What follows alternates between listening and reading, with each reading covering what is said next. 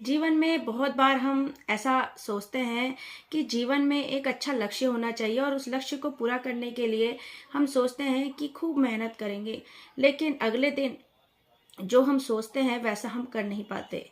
क्यों? क्योंकि उसके लिए हमें अंदर से मेंटली पावर भी चाहिए, जो हर एक के बस की बात नहीं होती है। उस मेंटली पावर को हम कैसे बढ़ा सकते हैं, इसी से रिलेटेड आज एक कहानी आपको सुनाना चाहती हूँ।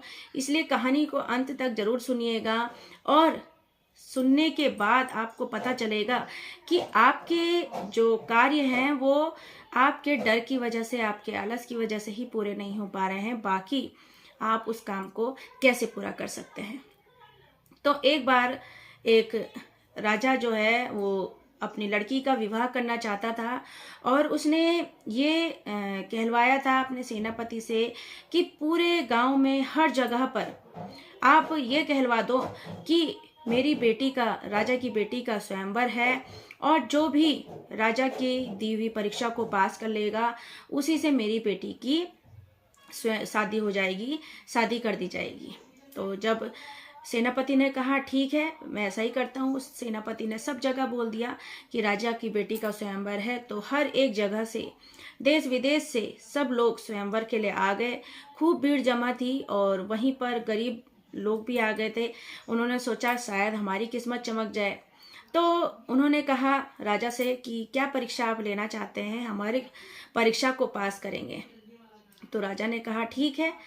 तो राजा ने कहा इस तालाब में भयंकर मगरमच्छ हैं और जो इन भयंकर मगरमच्छों को चकमा देकर इस तालाब में तैरते हुए आगे निकल जाएगा, उसी से मैं अपनी बेटी का विवाह कर दूंगा।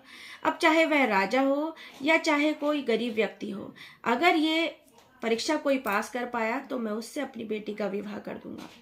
अब ये परीक्षा देखकर जो राजा महाराजाओं के बेटे थे वो तो डरकर पीछे हट गए। वहीं पर एक लड़के ने छलांग लगा दी और लड़के ने जब छलांग लगाई तो उसने आओ न देखा न ताओ और वो तैरता हुआ मगरमच्छों को चकमा देते हुए आगे निकल गया और तालाब को उसने पार कर लिया। अब जब उसने तालाब को पार कर लिया तो सब लोग खुश हो गए। जो उसके रिश्तेदार थे उस लड़के के, सब कंधे पे उठा के उसे बधाई देने लगे, बधाई हो बधाई हो। तो लड़के ने कहा ये तो सब ठीक है, लेकिन ये बताओ कि मुझे पीछे से धक्का किसने दिया था। तो ये कहानी सुनकर आपको कहीं ना कहीं हंसी जरूर आएगी, लेकिन मैं इससे आपको ये बताना